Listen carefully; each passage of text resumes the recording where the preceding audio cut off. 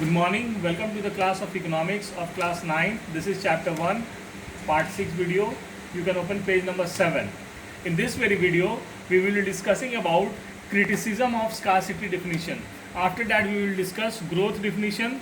Then we will discuss the point that is in the growth definition, the features of growth definition. And at last, we will discuss in this video that is Keynes definition. So let's start with the first topic, that is criticism of scarcity definition, this very point. So let's start with this point, criticism of scarcity definition. It is said, though the definition of Robbins is logical and scientific, yet it has been criticized on the following grounds. First point of criticism of scarcity definition is that it neglects economic growth and development.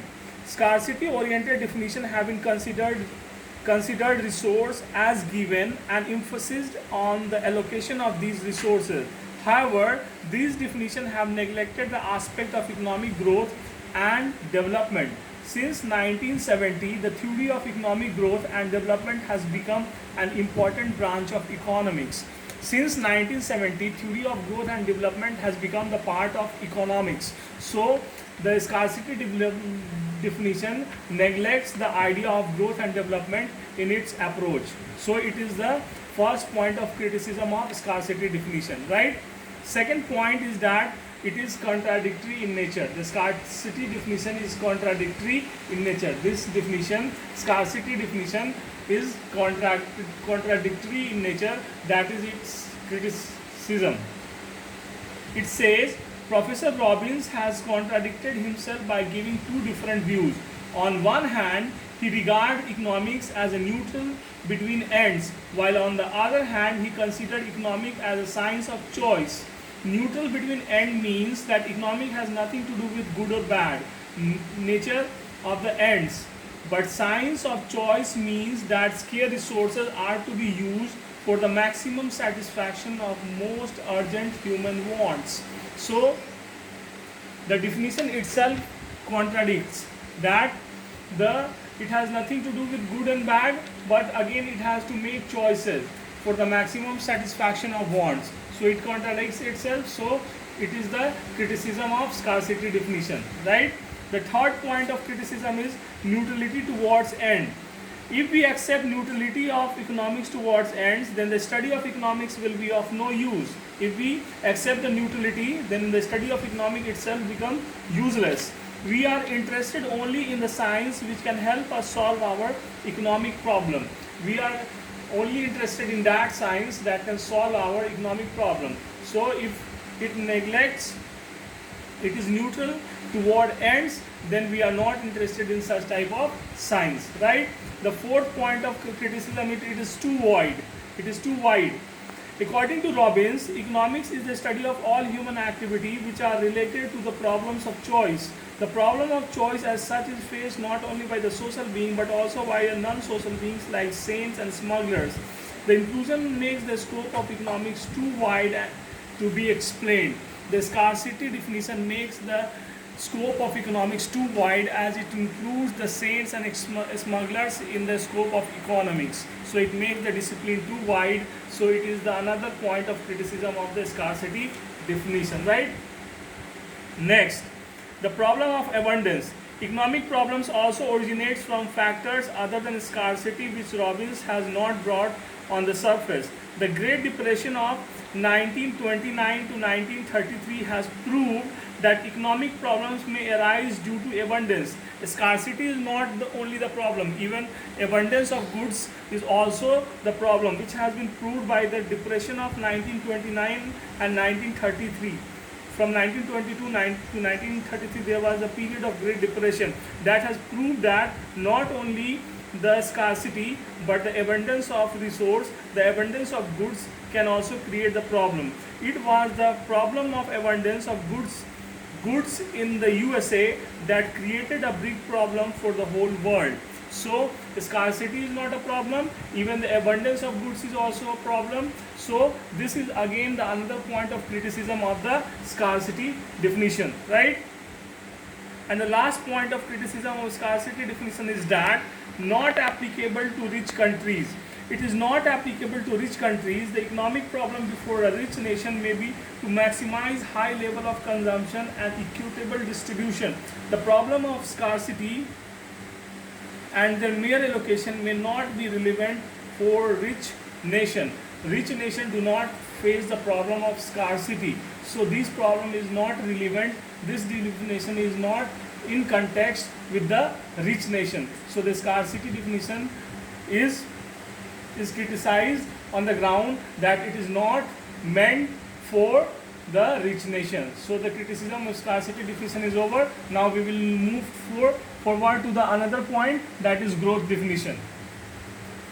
This definition, growth definition, right? We are talking about this definition, growth definition. Scarcity definition explains about the presence of economic problems. It is concerned with the positive aspect of subject analyzing the problem arising out of scarcity. The modern economists like Samuelson, Patterson, etc. feel that economics should also suggest how the scarce means should be used to satisfy more wants and to attain higher living standard. More wants should be satisfied and higher living standards should be achieved with the same resources. This is the fundamentals of growth definition. According to Professor Samuelson, economics is the study of how man and society choose, with or without the use of money, to employ scarce productive resources which could have alternative use to produce various commodities over time and distribute them for consumption now and in future among various people and groups of society. This is about the growth definition of economics. The growth definition of economics. A large number of modern economists subscribe to the broad definition of economics. They opine that economics and economists cannot remain neutral toward ends. They have to decide what to do and what not to do. For the growth prospects, the economists have to decide among two broader categories, that what they have to do and what they don't have to do. These are the two categories of choices that they have to make, that what to do and what not to do. Things cannot be left to themselves. Things cannot be left to themselves. For the growth prospects, two approaches should be followed. First, what to do and what not to do. This is the growth definition of economics, right? The features of growth definition is to be discussed just now. We will be discussing features of growth definition. In the features of growth definition of economics, it is saying it efficient allocation of resources. It talks about the efficient allocation of resources. Like Robbins, Samuelson has also emphasized the use of choice which arises due to unlimited wants and scarcity of resources. Growth definition are not only lays stress on the allocation of resources but also on the proper utilization so that more wants could be satisfied. It focuses on the satisfaction of more wants with the same amount of resource, so that it should be used in a more efficient way, right? Next feature of the growth definition is that growth of resources. According to Samuelson, available resources should not only be used properly but efforts should also be made to increase them so as to satisfy ever increasing wants. There should be growth of resources also with the passage of time. This is the another feature of growth definition. There should be focus on the increase of resources also. The third point feature of growth definition is that solution to economic problems. Growth definition is solution to economic problem. Economics is not only concerned with identification of economic problems, but it should also suggest ways, means to solve them. Growth definition focus not only on the problems but also on the solution. This definition not only on the problems, not only focuses on the problems, plus it focuses on the solution also, right? It focuses on the solution also, right? And the last feature of growth definition is that it is dynamic. The dynamism is the another feature of growth definition. Economic growth is measured in terms of change in national product over time. This definition lays the economics in concern with determining the pattern of employment of scarce resources to produce goods over time.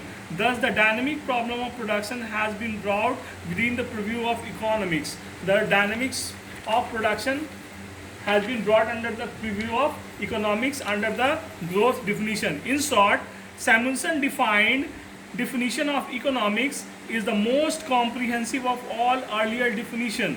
It includes all the issues which were highlighted in the earlier definition on one hand, and the issues of economic development on the other hand. Economic as it stands today is built on the basis of comprehensive definition.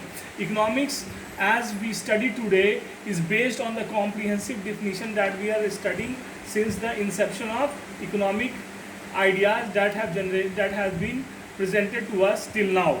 So the last point, that is Keynes definition, we will be discussing in the next video because the time limit of the video is over. We will discuss this point in next video. This point is left. We will be discussing this point in the next video. Till then, take care and stay safe. Bye.